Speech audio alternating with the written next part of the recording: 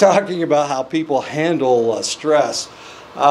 People disadvantaged by poverty or minority status may experience daily hassles that wealthier people or people who aren't minority don't experience. And of course, I have no clue what you guys go through. You go to town and people follow you through the stores or whatever. And I have no clue about that because they don't really do that to me. My wife has no idea. She doesn't have any idea how much harder it is to be a male than it is to be a female. Wait a minute. Let me raise this thing up a little bit. She just has no clue. People do things for her. They will do anything for me. Sometimes I have to chase people, clerks through the store to get them to sell me something. Never happens to her. Anyway, discrimination and racism, of course, have been linked to hypertension in African Americans. African Americans are probably the most denigrated group in the United States. If you watch cop shows, it's either the bald-headed Mexican guy that's causing the problems, but it's usually an African American that is causing the problem. And of course, as we all know, they've been just shooting black males in the street for no reason whatsoever. Police seem to be doing that, whether they're armed or not. Last week, a 16-year-old was shot, knocked on somebody's door, and they just blew him away. It was the police shot him, as odd as that may seem. Discrimination is also experienced by other ethnic groups as well as members of the LGBT community, and this is something that we need to recognize, the fact that that other individuals are being denigrated as well as your own minority group. Stress is pretty extreme. When the Soviet system collapsed starting in 1989, and it slowly kind of just fell apart over the next 4 or 5 years. It collapsed in the Soviet Union, Romania, Lithuania, Poland. You can look at all the other places.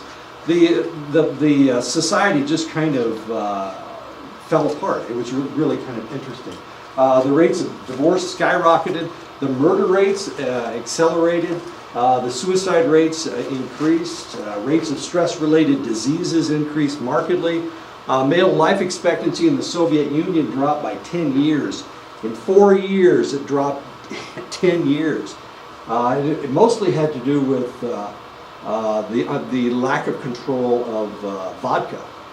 They were selling alcohol. Before, you could only consume a select amount of vodka. But after that, they took the limits off, and the guys were just drinking themselves to death. The birth rates in the Soviet or in Russia have declined markedly. Why? Because the men are all drunk and the women are all going, "What's going on here?"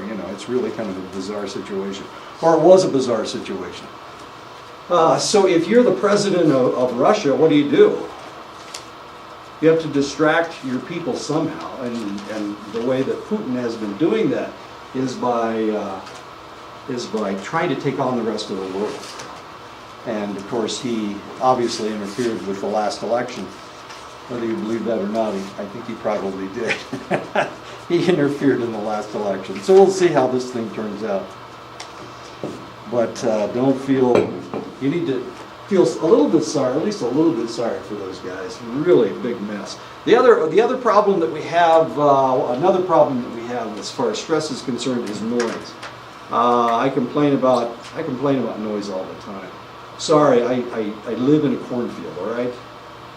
They plant the field one day a year, and they harvest one day a year. Okay, so that's 2 loud days. Other than that, there's nothing going on in the field.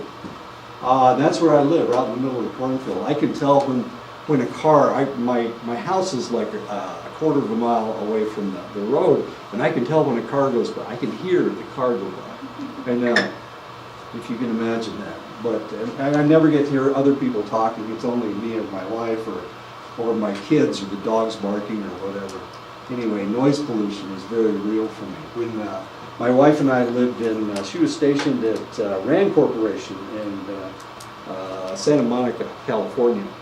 We lived in Northridge, and we lived on a road that wasn't that busy, but because we usually live in a rural environment, Both of us were sleep deprived because we couldn't sleep with all the noise. And it wasn't that much noise. They've done studies looking at noise. So the more wealthy you are, I guess the more you can live out somewhere, or you don't have to live close to somebody else. Or if you're a recluse like I am, you can choose to buy or rent the really cheap house that nobody wants to live in. It's way far away from other people. But if you don't have a lot of money, then you have to live in an apartment building, you have to live in town, you have to live in a crowded environment. They did a study in 1995 in Munich. They looked at the children that lived near the airport, and they discovered that these children had higher blood pressure and cortisol levels and other stress hormone levels than other children. It was the airport. So it's all that noise, I guess, unless they were worried about an airplane crashing on top of them. But it was probably the noise of the airplanes, if you think about it. They've done other research as far as noise is concerned. Cohen, Glass, and Singer in 1973 found that children who lived in noisy homes have more reading problems than children who live in quieter homes. I can attest that this is probably true. I had a neighbor who was, they yelled at each other. They never talked to each other. They just yelled at each other. Their house was so loud. I'd go over there and I'm going, oh my God, it's so loud, everybody's yelling at each other, but nobody's listening to anybody else at all. And they thought that there was something wrong with me because they thought I was mute because I never yelled at anybody. Or I'd whisper to my neighbor, my friend, and they'd say, what did he say, what did he say? You know, they yell across the room, what did he say, what did he say? You know, one of those kind of deals. It was the loudest house I've ever been in. The kid could barely read, and I had to help him with his reading. But of course, I came from a quiet home. He came from a screaming home, and his reading skills were relatively poor. Research by Bronzaft and McCarthy in 1975 found that children with classrooms on the railroad side of the building had lower reading scores than children on the other side of the building. As odd as that may seem, so and in the old days, they used to build they were looking for the cheapest ground they could possibly find. And the cheapest ground was usually by the railroad tracks, unfortunately. So they'd build a school right next to the railroad tracks. Like Knox. Exactly. Now they don't do that so much anymore, and besides, the trains don't go by that much as they used to. In the old days, the train tracks were constantly busy, just flipping back and forth. Of course, there was a lot of transportation and whatnot using the railroads. My school, my elementary school, of course the elementary school was right next to the railroad tracks. The high school was farther away, and they probably couldn't hear the trains anyway. But the reality is, if you listen, you can probably, well, not here. I don't know where the closest train track is. Way far away, okay. If you go out to farm country, of course, there's train tracks all over the place. And where I used to live, we could hear the train whistle. And it was about 5 miles away. We could hear the train, not the trains, but we could hear the whistle. So it's kind of loud, and yeah. So they had problems. The children on the railroad side of the building tended to have lower reading scores. Because they are young, children are less able to tune out extraneous sounds, thus making chronic noise far more disruptive than it is for adults. And of course, if you ever visit Chicago, or you visit New York City or Washington, D.C., loud. The cities are just so loud. To somebody who lives in the middle of a cornfield, obviously. But noise, of course, doesn't have to be stressful. It all depends on the attitude of the individual. I was overlifting weights on Saturday, and it was pretty nice for like the first 3 minutes, and then somebody turned on the music at the gym. There's a big sound system and whatnot, and they turned it up all the way, which was kind of irritating, which meant that I had to turn up my Barry Manilow. I had to turn it up way loud, just in order to hear poor Barry.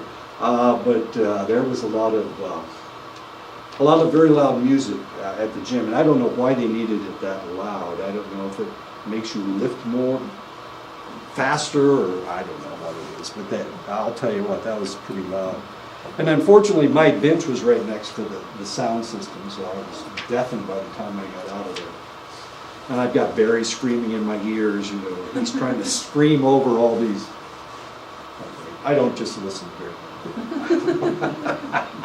In one study in a noisy urban environment, the reaction to the noise determined how strongly the noise was linked to health complaints. People who can control the noise level feel less stress from the noise. So the people that wear headphones or people that go to rock concerts, they're voluntarily doing that. So they don't feel the stress from it. If I had to go to a rock concert to work security or whatever, I would probably find it noxious, fairly noxious. It really surprises me. You walk around campus and kids are either wearing these things on their heads or they've got the earbuds in their ears. There's noise going on all the time in their heads. But of course they have control over how loud it is, so maybe it's not so bad for them. Maybe it's not noise to them, maybe it's actually music. When I listen to music while I'm lifting, I lift faster.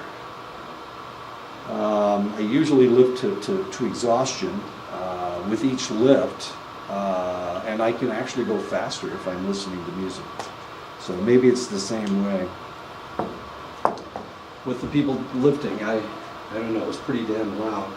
And the music was really bad. I didn't want to complain. There was a lot of F words being thrown around. I have no idea what that has to do with anything. I was trying to listen to Barry. In a study by Calhoun in 1970, the researcher found that rats living in a progressively crowded environment begin to engage in deviant behaviors. The males fight more frequently, especially over territory because there's less territory to have since it's the overcrowding starting.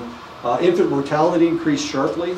Decline of female sexual receptivity occurred, and they started eating each other, which is kind of ugly if you think of New York City. And of course, we've made movies about that.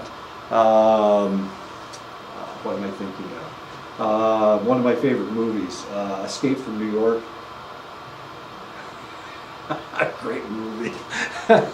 What they do is they turn New York City into a prison farm, and so they just if you're given life imprisonment, they just send you to the island, and then they don't worry about you. And of course, people are being killed and destroyed, and all kinds of horrible things are happening in the movie. They made a sequel to it, Escape from Los Angeles, where they did the same thing with Los Angeles. Really kind of interesting. Cannibalism is taking place. Of course, they used this study to make the movie, obviously. Anyway, a lot of fighting's taking place. There is hardly any females there at all. And of course, there aren't any babies being born. But cannibalism is in there, and there's just a ton of fighting that takes place. It has, I can't think of it. Kurt Russell is the star. The music is really good too in that movie.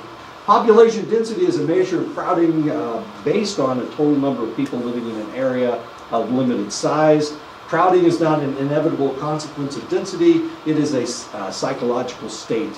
And of course, we can look at Japan, what Japan looks like. If you've ever been to Japan, you know how crowded it is, ridiculously crowded, insanely crowded. How can these people even survive in that kind of an environment? You can go to Shanghai, you see exactly the same thing. But Japan is just grotesquely crowded. So how do the people survive? I mean, how do they keep from going crazy? I mean, here this farm boy from Indiana who lives in the middle of a cornfield, Japan was just horror to me. Just a complete horror, as you can imagine. We used to go off into the woods just to find emptiness, which was kind of nice. Japan, of course, is only 30% habitable. The rest of it is too mountainous, and the Japanese won't live there. But I'd live there. Geez, it looked okay to me. It looked really good to me. But so how did the Japanese survive? Do you know how they do that? How do you survive this kind of an environment? How do you find anything? If you ever go into a store, it's really kind of interesting. My dogs will play this game where one dog will find something on the ground and sniff it, and the other dog will come running over and nose the other dog out to sniff the same spot. I don't know. Dogs, you know how dogs are. Okay. Anyway, when I was in Japan, the same thing would happen. I'd be walking along and looking at something, and I'd reach out to pick it up, and the lady behind me or the lady in front of me would reach over and grab it. And they would look at it, and if they didn't like it, they'd put it back down. But it was because I was they figured it must be worth something if somebody was it just drove me nuts. And so, you know, you're walking along, and I'm trying to walk with my wife, and half the time I'm trying to grab her hand, and there's somebody else's hand there. It was really just the most bizarre thing in the world.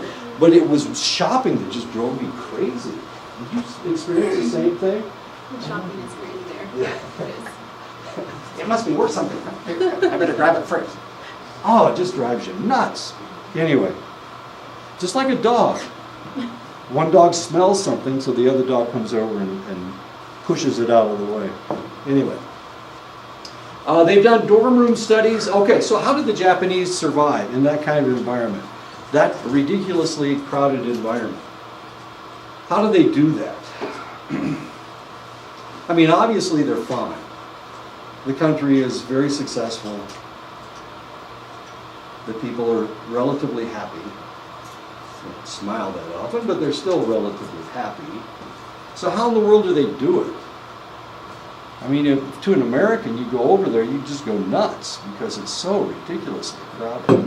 I don't like people pushing me. I don't like people pushing me, okay?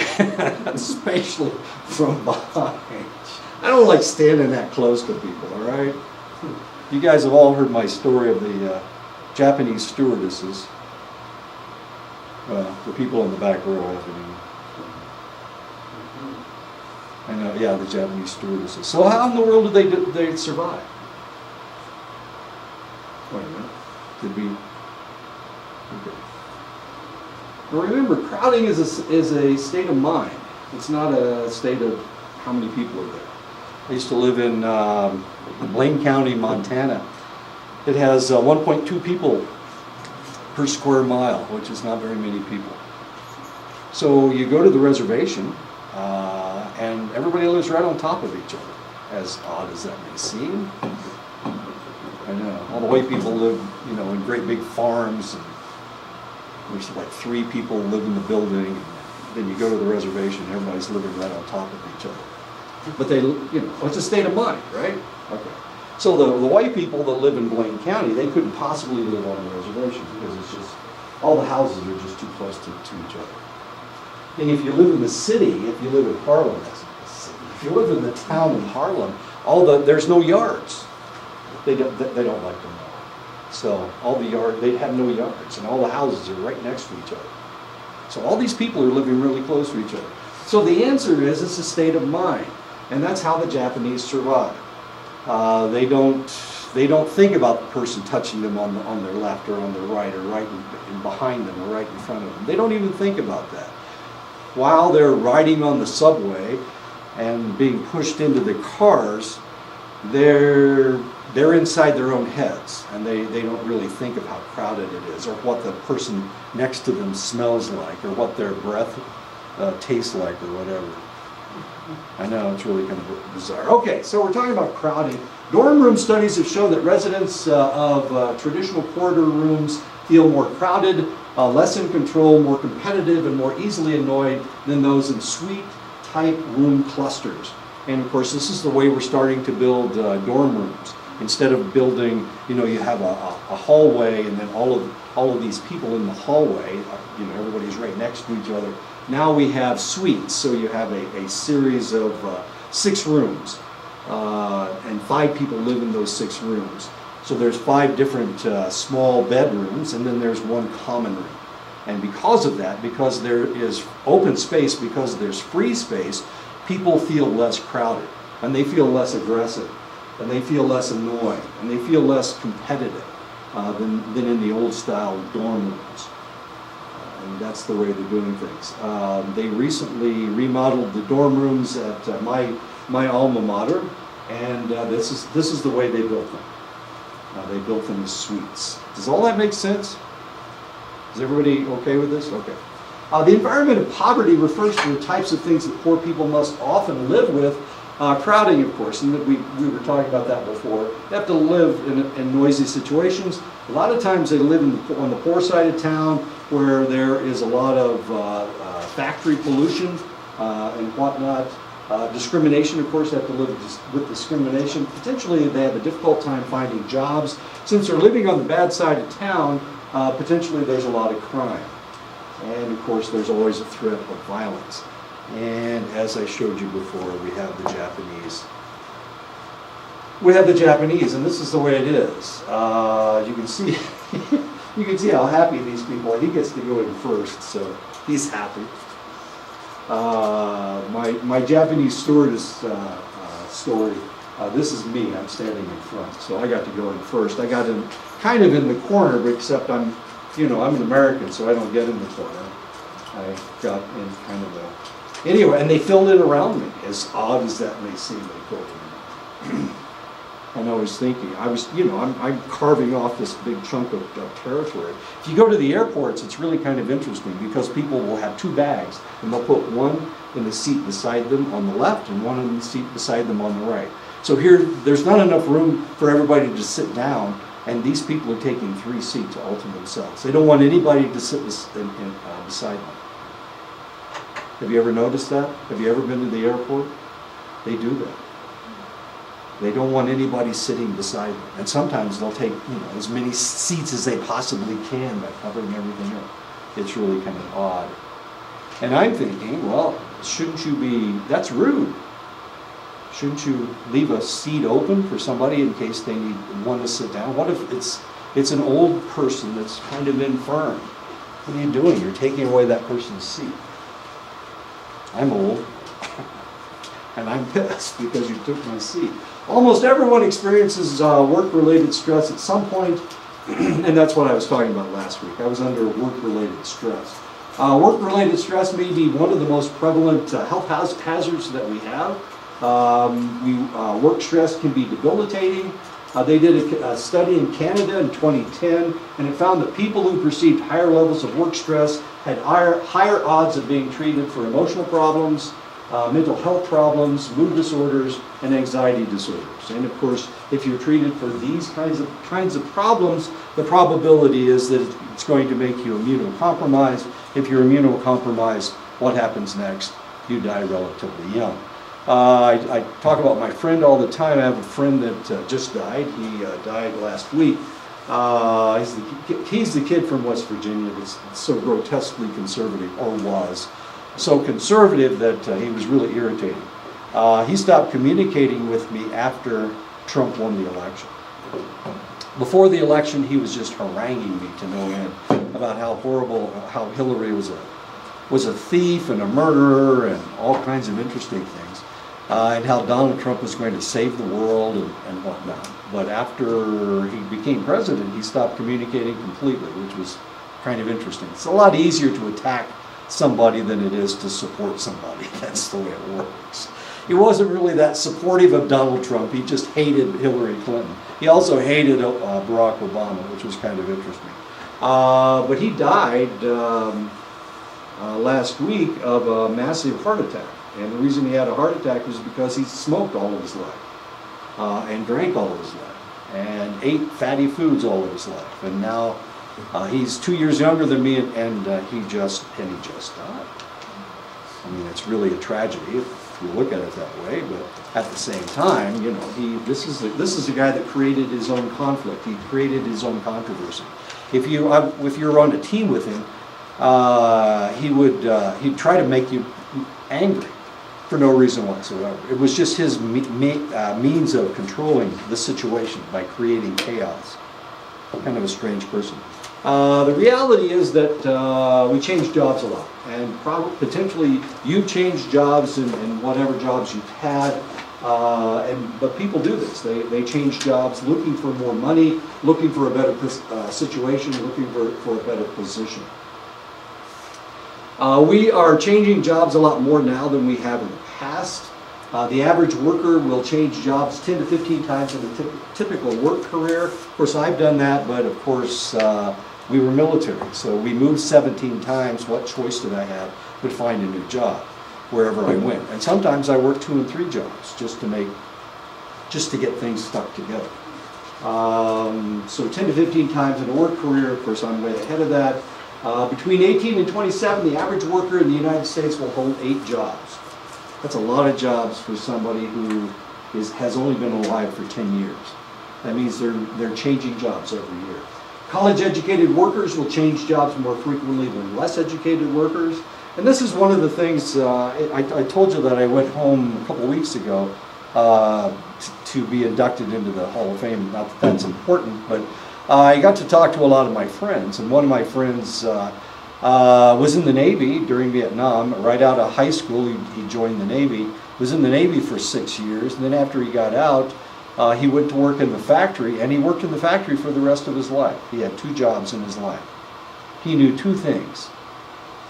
Well, he knew 2 things. He knew Navy, he knew the Navy, and he also knew how to work in a factory. And he worked there all of his life. People don't do that anymore. For one thing, we don't have that many factory jobs in the United States, but people hardly do that. They very rarely do that these days. When one of the things that my first wife was pissed off about me was the fact that her father was a factory worker, and I refused to go and work in the factory. I could have made a lot more money. I went to college instead, and of course, it hasn't been very long that I've been making more money than those factory guys. I mean, some of those guys are making $100,000, and all they did was work on the line. You know, they were doing really important stuff and making a lot of money, and usually throwing it away, doing something stupid with it. Changing jobs can be extremely stressful. It's not stressful for me, of course. One study found that people who changed jobs frequently before age 36 had more health problems at age 42. So the more, it's stability. Stability is really kind of nice. It's kind of nice knowing that you're going to have a job next year. Once upon a time at Dene College, we signed 1-year contracts, and now we sign 2-year contracts. So I know I have a job next year because I signed it last year, so I should be okay, unless they fire me, of course. Older workers find job change more stressful. A loss of seniority often means a lower salary and a loss of respect. Older workers may lack job skills that didn't even exist when they trained to work. When I went to college, computers looked like this desk. That was it. That's a computer. No laptops. We're not talking laptops here. The internet didn't start until 1993. I graduated as an undergraduate in 1971, which makes that's 22 years without computers. I worked for 22 years without computers. And when I was in the military, then we had computers in the military. They were targeting computers, is what they were. But I didn't target people. I was a lab tech, so I didn't have to worry about that. Anyway, so a lot of things have changed. A lot of things, if you were born, if you started working before 1993, you definitely weren't trained on a computer, that's for sure. And of course, a lot of people are reluctant to hire older workers. Why in the world would they hire some old fart? When they can hire somebody young, they can train them the way they want them to be, and then they'll be there for 20 or 30 years, potentially, if they don't leave. But why would they hire old people? Just doesn't make any sense. I'm not sure why they hired me here. Yes, I am. I was the only guy that applied. Although age discrimination is illegal, it is still fairly common. It's kind of hard to get a really good job if you're really old.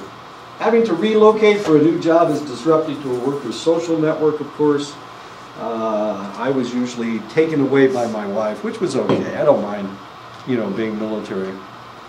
It's what you do. It's the price you pay. In 1997, Holland created a theory of person-environment congruence, and he found that when jobs fit people's personalities, they are happier. And I keep telling you guys, I just love everybody, and I just love being here. And that's true. I love teaching. It seems to fit my personality somehow. I was pretty good at medicine too. The reason I was good at medicine was because I talked to people. I kind of understood who they were, or at least I tried to talk to them and find out who they were. So the reality is that all of us are certain personality types, and each personality type has a perfect job that they want. But the other reality is you probably don't know what your personality type is. You know what you want to do. When I was young, when I was going to high school, there were a lot of people that wanted to be rock stars. I think that's the wind.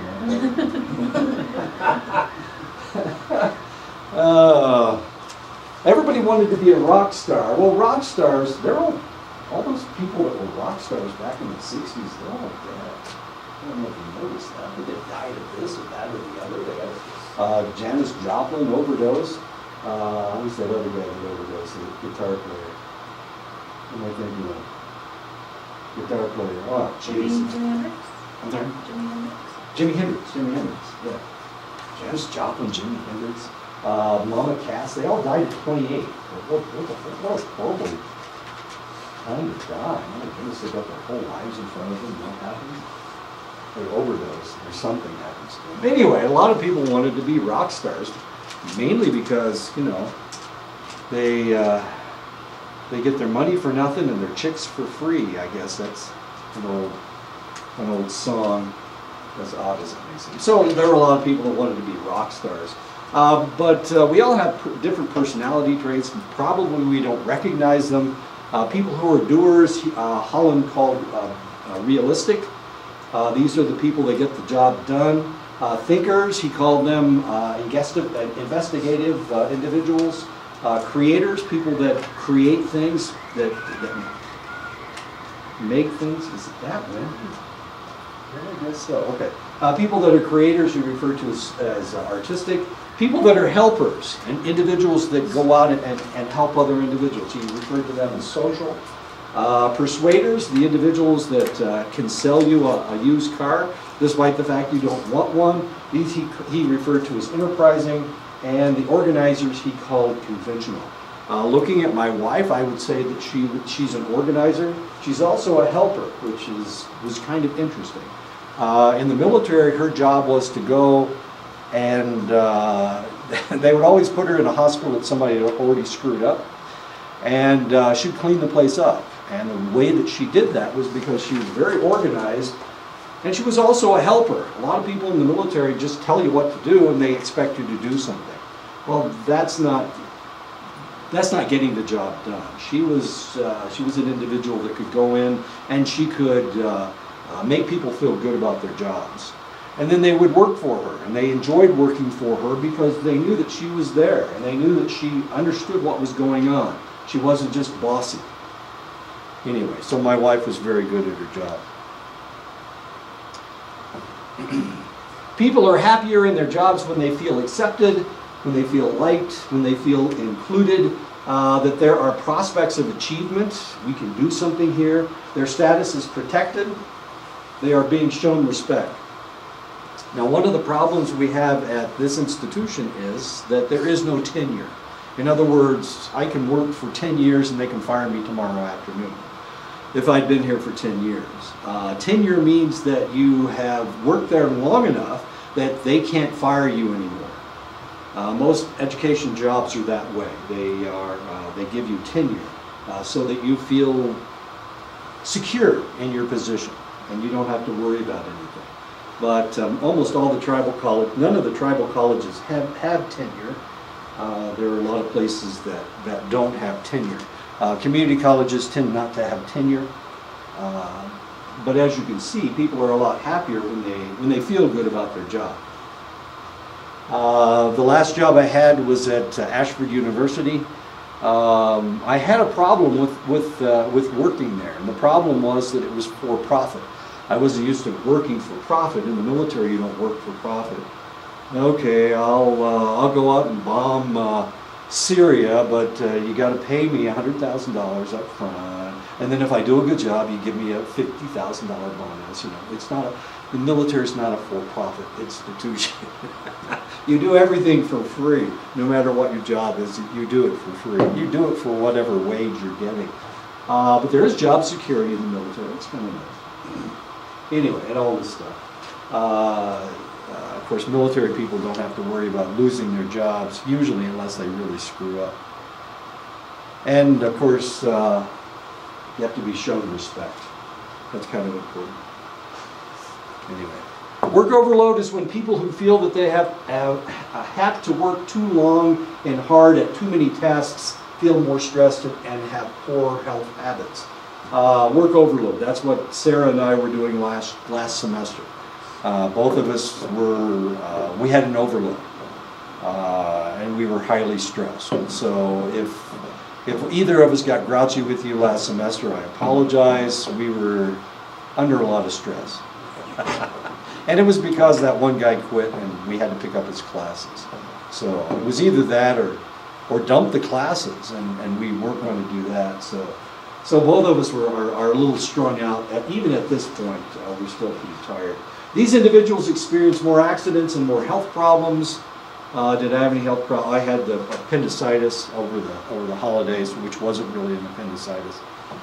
Now, this is really kind of bizarre. In Japan, they actually have a word that means he worked himself to death. We don't have a word like that in English. But the Japanese actually have a word that means I worked myself to death. And that word is Karoshi, as bizarre as that may seem. So the Japanese are real positive about working yourself to death. Maybe that's why they're all up here or something. Anyway, in the United States, we certainly wouldn't do that. These individuals actually do. They'll work the amount of hours that they're supposed to work, and then they'll stay and they'll work even longer for their job. They will sacrifice themselves for their work. If you die on the job in Japan, it's a great honor, and the company will honor you if you die of a heart attack while you're sitting at your desk or whatever. Workers who volunteer for overtime tend to be more satisfied with work than workers who are required to work overtime. And of course, if you've ever had a job like that, sometimes you got someplace to go on Friday night, and they're saying, "Hey, look, this happened." I was a boss. I was working in a hospital, and I was the boss. And it would start snowing, and of course we're getting snowed in, and I'm calling people in, trying to get somebody to come in. No, they don't want to come in. Nobody wants to come in. So guess what happens? I had to work. Of course I had to work. So here I am working a 24-hour shift, or working a 36-hour shift, or working a 48-hour shift. Of course you can't work a 48-hour shift. You have to take a break at some point, and they'll find you a bed, of course. So as soon as they lay you down, as soon as they turn off the lights, guess what happens next? Of course, they call you on the telephone, and somebody needs to have their blood. There's an emergency down in the emergency room. You have to go down and do somebody's blood. That's okay. We'll give you an extra 15 minutes. Yeah, right. So you're down in the emergency room for an hour and a half doing people's blood. And you're going, my workers can't come in. How the hell are these people coming in? Why are there so many emergencies? None of this makes any sense. Anyway, I know. So you guess what they do with those 15 minutes? Remember they were going to give me an extra 15 minutes of sleep? It never occurs. And if you work overtime, the way overtime works, they actually tax it heavier than they do for regular pay. Role overload is a problem associated with juggling multiple roles simultaneously. Most people have a family life or some kind of a life outside of their job, and of course they may have a different job at the same time. A large study in Canada showed that work-related stress was equal parts the stress created by the job and the stress of a family, especially if the children were younger than 5. And those of you who have had children that had children know that they're pretty labor intensive until they reach the age of 5. They did a study once, and what they discovered was that after the age of 4.5, a child can pretty much entertain themselves. But it's right there at 4.5, I swear. They have to be entertained by somebody. They can't, man, they want you to watch them play. That drives you crazy. Dad, watch this. Okay, well, what are you doing? I'm jumping up and down. Can't you see? And then you go to make dinner, and they're going, no, come here, watch. Okay, I see you jumping up and down. This is really cool. But I have to go make dinner. No, watch. Takes all night to watch him jump up and down. This is especially true for women who may feel pulled in two directions by her career and by her biological needs to be a parent, of course. And this doesn't only include women, of course. It includes men who are single parents or whatever. And of course, I was a single parent. And my first wife left when my son was 9 months old, so I got to raise him all that time, trying to potty train the little snot. I call him a little shit, but he wouldn't. A German lady at daycare finally potty trained him. And I'm not exactly, that may be his problem. He doesn't trust women. And of course, he's got a problem with his mother, of course, but the other problem is that German lady was mean. I was scared of her. You know, I'd go in to pick the kid up, and I want to sit down on the potty, make sure I was okay. Scarcity hypothesis purports that because time is limited, multiple roles are damaging. Enhancement hypothesis states that the benefits of meaningful work in enhancing self-esteem outweighs the costs. And of course, that's why we raise our children, and we feel good about it no matter how stressful it is. A study by Lundberg, Marburg, and Frankenhauser in 1994 found that in a childless home, women and men worked on an average 60 hours a week. When you add 3 children to the mix, women's workload increased to 90 hours, but men's work hours stayed the same. Now this is in 1994. Things have changed a little bit since 1994. This is also a study done in Sweden. It was also done in Europe, so it may not be true of the United States. I'm not going to argue that if you had children, all of a sudden everybody works longer and longer hours.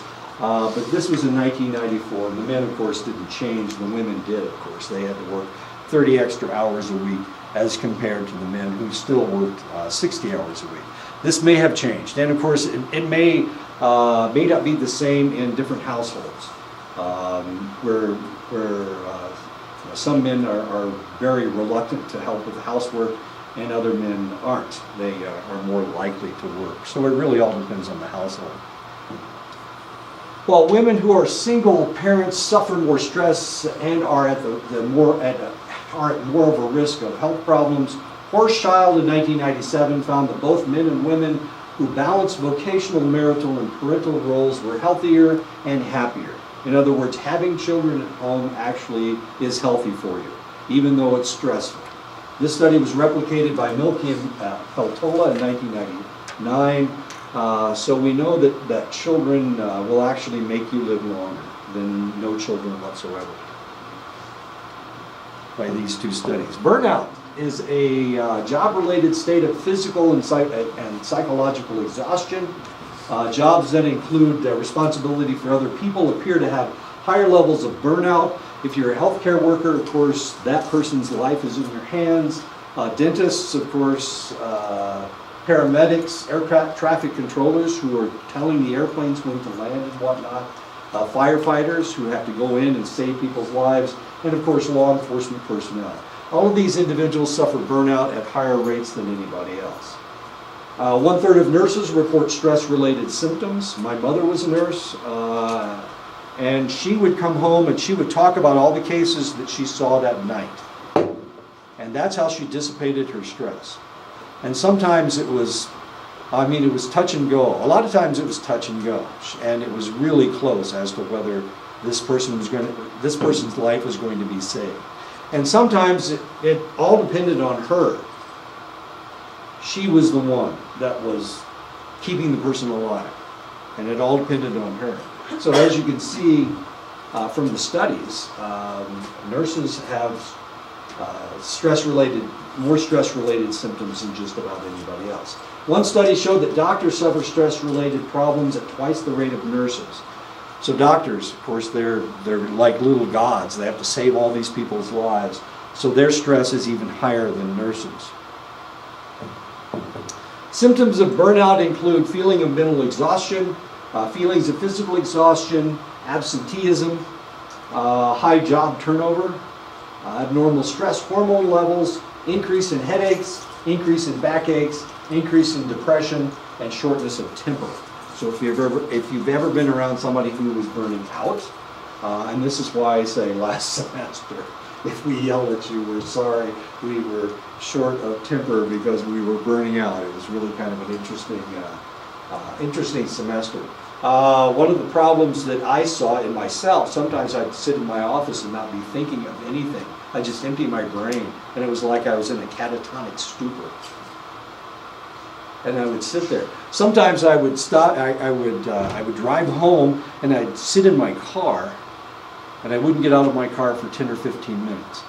The radio wasn't on. I was just sitting there with an empty brain, which felt good, but at the same time, I know I looked like I was having a schizophrenic episode of some kind or another.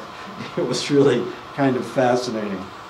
Or sometimes your brain is whirring so fast that you can't move. You just can't move anymore. That's why teaching is so relaxing for me, because I get to talk to you guys. I don't have to sit down in my office and worry about things or whatever. Anyone feels more stress if they have little or no control over a situation. We discovered this in Vietnam. The individuals that suffered PTSD more than anybody else were the lower ranking individuals, the ones that were being told to go take that hill or go, attack that machine gun nest or whatever. These were the guys that were under more stress than anybody else. The sergeant, of course, had control. The officers all had control. So the higher ranking you were and the more control you had over the situation, the less likely you were to develop PTSD. Research by Frankenhauser in 1975 with Scandinavian sawmill workers showed that the less control the workers felt, the more likely they were to suffer from high stress hormones, high blood pressure, more headaches, more gastrointestinal problems such as ulcers. So that's what happens to you when you're under a lot of stress and you feel like you have no control.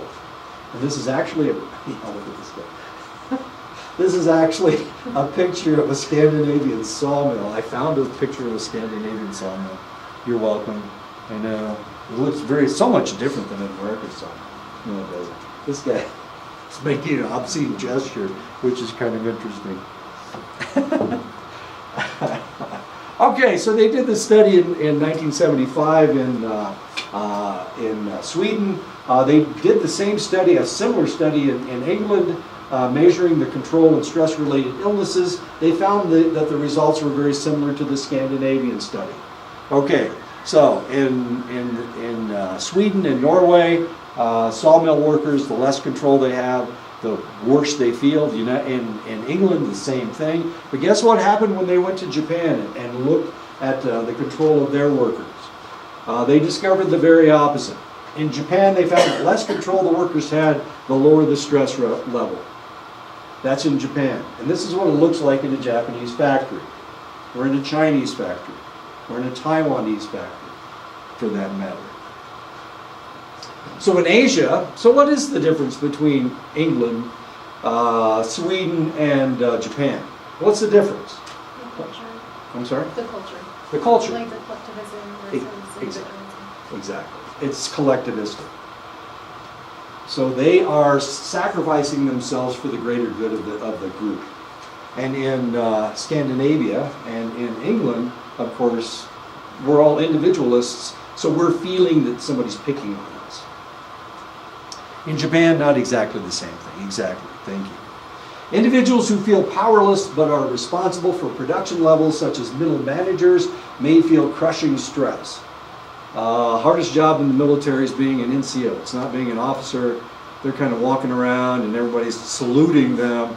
But as an NCO, then you have control of all these people. The officer potentially has control over all these people too, but actually that's not the way it works. In the military, if you're an officer, you boss around the NCO, and the NCO is the one that controls all the people. So the NCO is the one that has to worry about all these guys. The officer just has to worry about the NCO to make sure that the NCO is doing the right thing. That's the way it works. When my wife first started in the military, her dad was a major in the United States Air Force, and her dad told her, you're going to be successful in the military as long as you get a hold of a good NCO. If you have a bad NCO, then you're going to have a bad time. So you need to get a hold of a good NCO, and that's the way you need to run your organization. You need to put all your faith into those NCOs. That's what he told her, and she was successful for the rest of her career. Other situations that cause increased stress include role ambiguity or conflict, when a worker isn't sure how the performance is being evaluated. That's always frustrating. The idea that, geez, I could be perfect and you wouldn't know it, and so what would happen next? You're still going to fire me. Shift worker at different times of the day, which tends to disrupt family life and biological rhythms. So the worst time to work is the graveyard shift. There's a couple different reasons why they call it the graveyard shift. One is that there's nobody there, nobody's awake at that time except whoever's working. And the other thing is, if you work in a hospital, guess when everybody dies?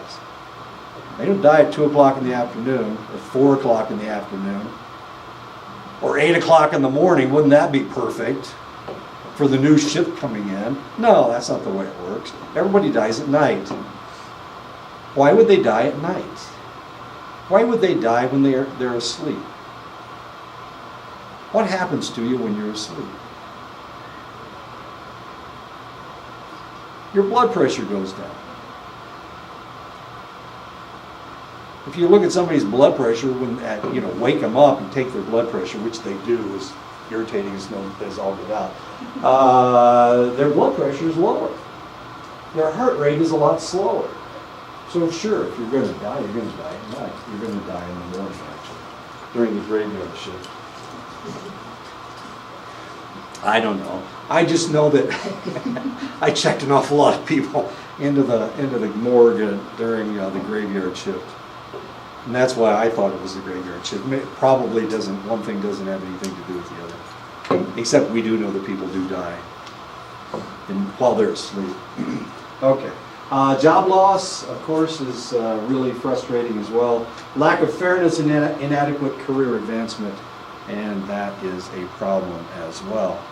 I love this picture. I'm not exactly sure what it means, but it is so descriptive.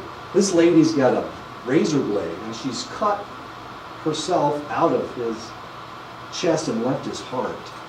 Isn't that, I know. I'm not exactly sure what it means either, but it's just so descriptive. Social relationships are important throughout the lifespan. Social relationships have been shown to enhance immune functioning. Loneliness and relationship stress leads to immunosuppression.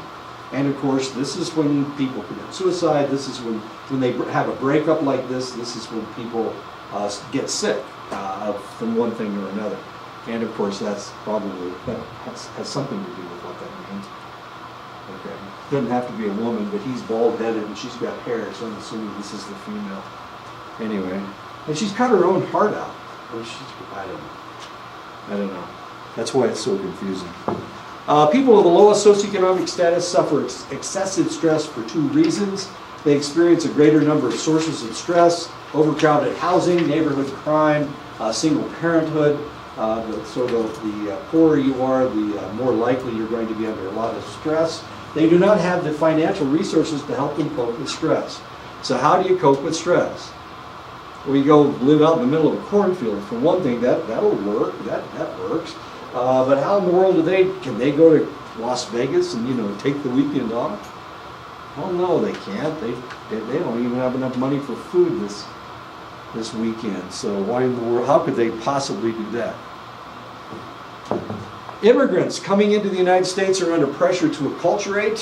There are two theories that purport the immigrant will have less stress. The first one is known as the melting pot theory, and if you, well, of course, none of you are old enough to see, on Saturday mornings they used to have this thing, and they would have the melting pot song, and they talked about how everybody lived in a melting pot, and all these immigrants came in, and the American culture was made up of all of everybody's culture stirred together. That's the melting pot. Oh, it was a great song. It was fantastic. I would find it for you, but I can't show it to you. The melting pot theory maintains that the faster you acculturate, the less stress you will suffer. That's the idea. At the turn of the 20th century, between 1880 and 1920, 40% of all the people that immigrated to the United States immigrated. In those 40 years. So for 40 years, we were getting a lot of immigrants coming to the United States. These were people from Italy, they were people from Romania, they were people from Hungary, they were people from all over the place. Just all over the place. So if you're Hungarian, then you want to act like a Hungarian, and you want to eat Hungarian food, and you want to speak Magyar, which is Hungarian. Because you're a Magyar, that's why. If you're Italian, you want to eat Italian food, you want to be around people that you can speak your language to. That's just the way it works. So how in the world did they acculturate all of these individuals? Well, what they did, they didn't force the people coming in, but they forced their children to go to school. And they had to go to school for at least until they were 16. And that's how they did it. They acculturated all these people through force. And the educational material that they were using on these individuals taught them how to be patriotic American citizens. Are you excited yet? Well, you will be as soon as I tell you that they did exactly the same thing to you. Sorry, that's what the boarding schools were all about. They're trying to make you guys into Americans. So they forced you to wear Western clothes, they cut your hair, and when they cut your hair, they cut it just like that lady did on Friday. She cut my hair. She gave me a high and tight. I'm a little bit upset about that, but I'll be okay. I won't see my wife until March, so I'm okay. Anyway, so they cut their hair, they changed your clothes, they wouldn't let you guys speak your own languages. And what they were doing was the same thing that they were doing to all the immigrants coming in to the United States. It all took place at the same time. So somebody came up with a theory, and unfortunately you guys got caught in the backwash. They had to make a decision what they were going to do with the American Indians, and they had two choices. One of the choices was genocide, was extermination. And luckily they didn't pick that one. Well, it would have been nearly impossible, so that really wasn't a very viable option. But the other possibility was to change the way you guys think. They needed to make you patriotic Americans. They needed to teach you English. And not let you speak your own language.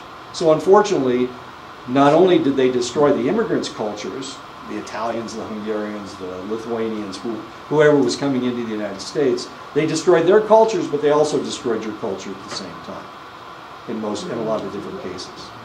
And this is all taking place all at the same time. So you weren't the only ones that are getting picked up. I mean, we can talk about the boarding schools and how horrible they were, and they were bad. But of course, the same thing was taking place in Boston and New York, in Chicago. Exactly the same things were taking place. The only difference was they were already Christians coming in. So the last thing that they did to you guys was force you to go to church. And it was the churches that were doing all this stuff. They decided they needed to Christianize your population. Anyway, that's the melting pot theory. Did it work? Hell no, it didn't work. Of course it didn't work. But what it did, it caused individuals to lose their culture and become Americans. And those people that came in between 1880 and 1920 and were forced into the school system, they became the people that fought in World War I. They became the people that fought in World War II. And I guess it works, but if you ask somebody, that's the reason that we have to check our DNA to figure out where the hell we came from. Oh, I'm 23% American Indian. What a surprise. Now I have to find out about my culture. Your culture, you don't know what damn culture you have. Oh, we thought we were German, wearing lederhosen and whatnot. No, we discovered we were 56% Scottish. Well, what the hell happened? Who forgot that your name was McIntosh instead of Friedhausen? Jeez, are you idiots? And that's the kind of stuff that happened. And of course, the same thing happened to my family. Well, I can't say that. My family got over here in the 1600s, so we're a little bit different. But if we had immigrated to the United States, the same thing would have happened to us. But I told you I had my DNA checked, and it's all ugly. It's so ugly. It's just bad. Like the whitest guy in the whole United States. That's sad. Tragic. Anyway, that's one of the theories. Okay, and that's what happened. The bicultural theory states that when they maintain their traditional values and customs, they suffer less stress. So as long as you can maintain your culture, it's going to hurt less. You are changing. You're going to learn a new language, but if you can maintain your culture, it's going to be better for you. It's not like you're trying to live two lives, with one foot in the American culture and the other foot in another culture. That's the hardest thing to do. It splits you right up the middle. Research shows that the bicultural theory is correct. So as long as we can let these people maintain their culture, let the Italians go eat it at spaghetti at Olive Garden. I'm just kidding. That's not really Italian. Send people from Mexico to Taco Bell. That's real Mexican. I'm just kidding. That's not real Mexican food. I'm teasing. But the reality is you need to allow people to maintain their cultures. So when you're up north, powwows are huge. And that's, it's a wonderful thing. It maintains their culture. Down here you guys have your own ceremonies, and sometimes you go to powwows too. So we won't even talk about the rest of it. Anyway, so you need to maintain your culture. And of course, trying to force somebody into a select religious structure is incorrect. We shouldn't be doing that. Women suffer more chronic and minor daily stressors than men do. Women also feel less in control of their sources of stress. And it's mainly because of cultures. The culture says the man's supposed to be in charge. It's because of religions. The religions are saying the man's supposed to be in charge. The Christian religion, the Muslim religion, the Hindu religion, the Buddhist religion, all of those say that the men are supposed to be in charge. And that causes a lot of stress for females. Remember, the more control you have over things, the less stress that you feel. Women are more likely to feel that stress has an impact on their health, and for that reason, women go to the doctor a lot more frequently than men. But the other reality is that women are actually healthier than men. You're just smarter than men, because you go to the doctor. Men, you have to cut off their arm before they'll go to the doctor. It'll be okay, it'll grow back. Yeah, right. Arms always grow back. Men are that stupid. And I'm that stupid. I will admit it. I was almost dying. I had a heart attack. I had a heart attack 2 days before I went to see the doctor, okay? My heart attack started 2 days before. I could have died. So finally, the only reason I went to see the doctor was because I almost did die, okay? I was dying. And so then I went to see the doctor. And by that time, of course, the damage potentially could have been done, but I'm really lucky and I'm really healthy, and there was no damage done. The older a woman is, the greater her life stresses because of the attitudes of their male cohorts. So older men are far more traditional, no matter what culture you're in. They tend to be more traditional, and older men, of course, think that they're supposed to be in charge of everything. Men think that they're supposed to be in charge because, that's what God said or whatever. My mom was really lucky because my dad didn't believe that. He knew how stupid most men are. I mean, he'd been in the military. He saw all these people doing dumb stuff. I mean, he went all the way through World War II, watching people die and going, you know, this is dumb. This is really stupid. Walter Cannon introduced the word stress to medicine in 1932. Cannon observed that when he stressed the body, extreme temperatures or oxygen deprivation, emotion-arousing stimuli, he had similar reactions from the body. So no matter what the stress was, you got exactly the same reaction. Fight or flight reaction. There was an increase of epinephrine, there was an increase of cortisol and other hormones that prepared the organism to defend against a threat. So no matter what you did, whether you froze the guy or cut off his air supply, he had exactly the same reaction. These reactions were adaptive for our ancestors, allowing them the greatest probability of survival, and that's why we had those reactions. However, these reactions may contribute to stress-related illnesses in modern times, and of course that's a problem with today. When danger is perceived by the sensory organs, a message is sent to the reticular formation. The reticular activating system relays information in two directions. It routes the information of possible danger through the thalamus, which sorts the information and sends it to the hypothalamus, the limbic system, and onto the higher order thinking regions in the cerebral cortex. We've got to start accelerating things because in order to survive, sometimes we need to take action right away. The cerebral cortex interprets the danger and sends the information to the sympathetic nervous system that prepares the body for fight or flight. So we have to analyze the situation, and sometimes we can do that very, very fast. Somebody's shooting at us, we need to drop down and get as small as we possibly can. If you've ever been shot at, you wish that you were smaller. You wish you could hide behind a blade of grass. You can't, but you wish you could. Oh, you don't want any part of your body sticking out, okay? Because bullets make really big holes, and they'll take out whatever they hit. So you got to become as small as you possibly can, and that's your cerebral cortex telling you that the only way to survive this situation is to get as small as possible. The sympathetic nervous system prepares the body for fight or flight by increasing the heart rate. It dilates your pupils so you can see everything. It secretes stress hormones. It slows your digestion down because this takes away energy, and you need all the energy you can get. So your digestion will stop. It increases blood flow to the muscles. It dumps stored energy into the system. And now, of course, we can run away really, really fast because we are scared. And that's okay. The other thing it does, it stops your kidneys from functioning. So your digestion stops and your kidneys stop functioning. That takes too much energy away from the need to fight or flee. Stress triggers the hypothalamus to release corticotropin-releasing hormone,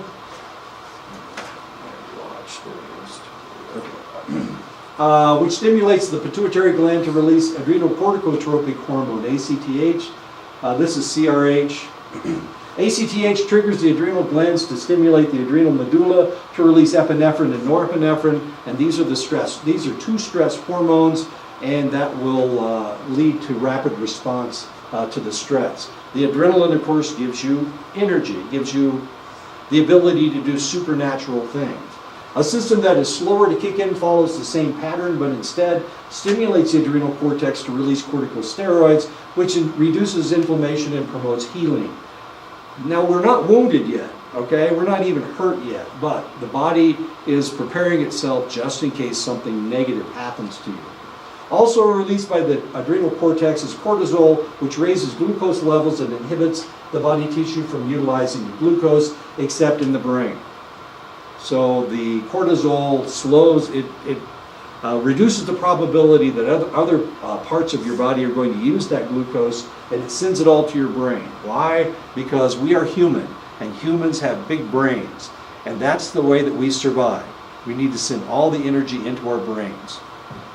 So now we can think of what needs to happen next. If the stress isn't relieved, cortisol will peak about 30 minutes after the stress is first introduced. So you'll have this cortisol burst, for about 30 minutes. Now the reality is that cortisol is on a cyclical system anyway in your body. You'll have a cortisol burst two different times during the day.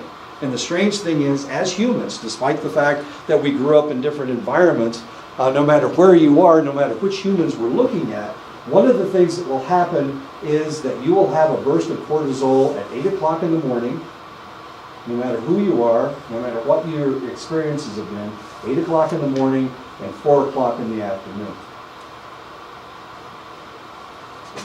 To get up in the morning and to make sure that you're secure for the night, so that you're sleeping in the right place. 8 o'clock and 4 o'clock, just the most bizarre thing in the world. I used to draw cortisol tests on people, and I had to draw it exactly at 8 o'clock. If I was 1 second off, they would yell at me.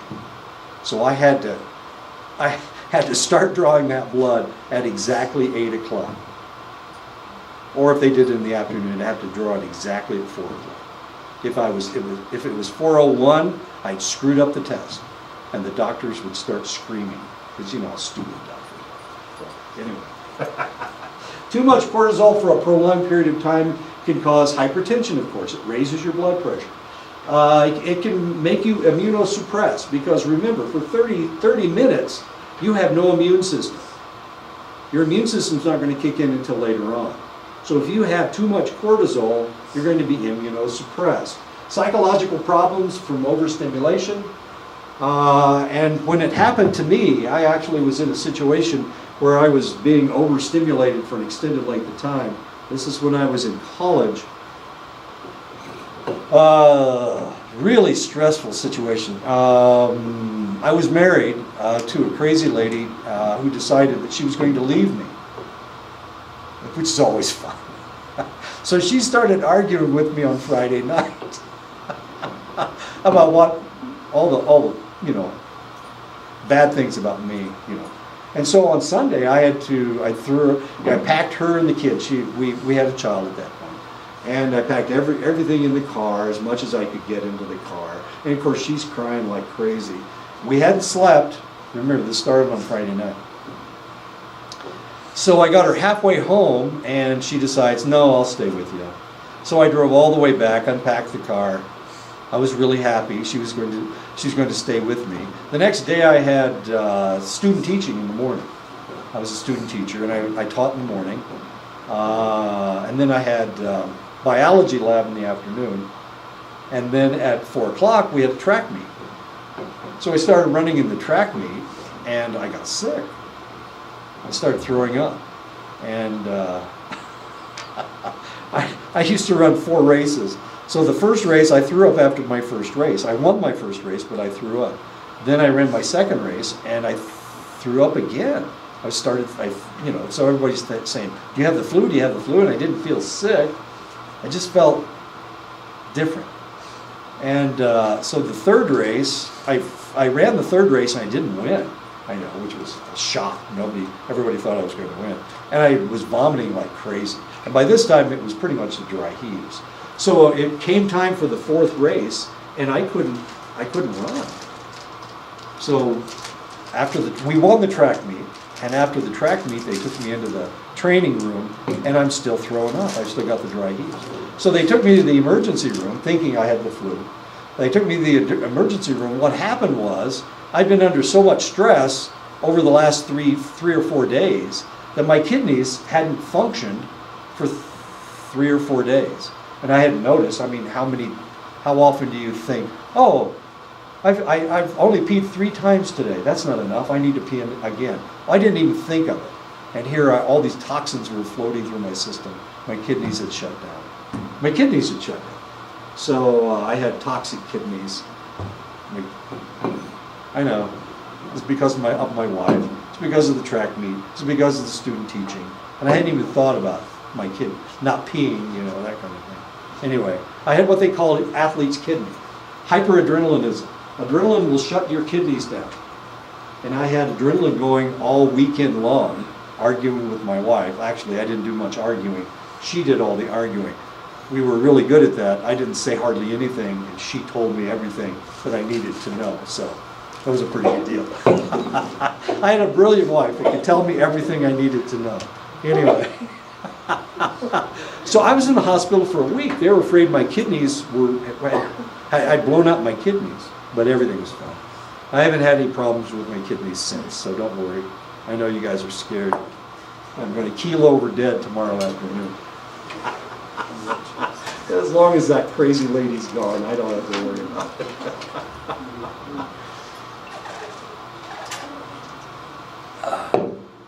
I told you the story about when she stabbed me, right? We were having another argument. This is another argument. We're having another argument, and as is usual, I wasn't saying anything, which pissed her off even more, so she wasn't talking to me. And so I fell asleep while we were arguing, and she stabbed me in the chest while I was asleep. And she told me that the reason she stabbed me was because I went to sleep while she was talking to me.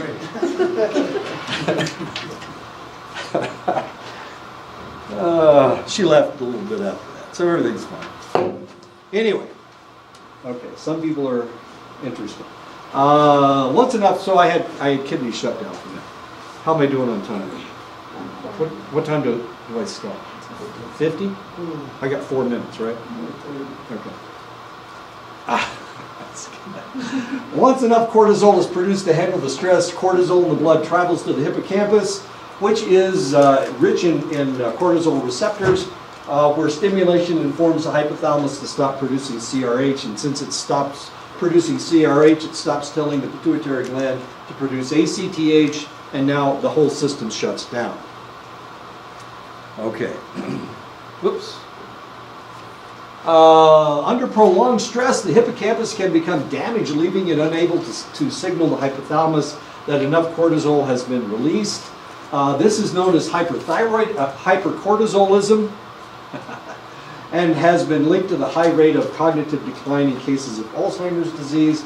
It has been linked to poor neuron production in individuals suffering from anorexia nervosa. It has also been linked to shyness in elementary school children. Too much cortisol. Hypercortisolism, which is kind of what happened to me. Hypercortisolism. Some people produce only low levels of cortisol, even under prolonged stress, and this is known as hypocortisolism. Hypocortisolism can lead to immune diseases such as fibromyalgia, rheumatoid arthritis, and asthma. These are autoimmune diseases: fibromyalgia, rheumatoid arthritis, and asthma. So if you don't have enough cortisol, then potentially your body's going to react to it in a lot of horrible ways. This is muscle pain, this is joint pain, and this, of course, is respiratory problems. Okay. Health psychologists use to. Okay, why don't we stop right here, because this is a good place to stop. And that's the way cortisol works. I'm sorry about the stories about my ex-wife. I'm sure if she told the story, she'd tell them completely differently. She